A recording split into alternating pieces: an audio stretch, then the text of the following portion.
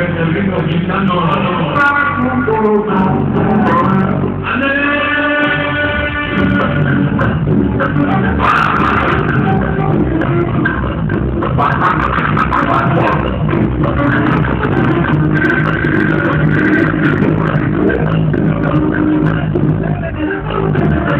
Entonces,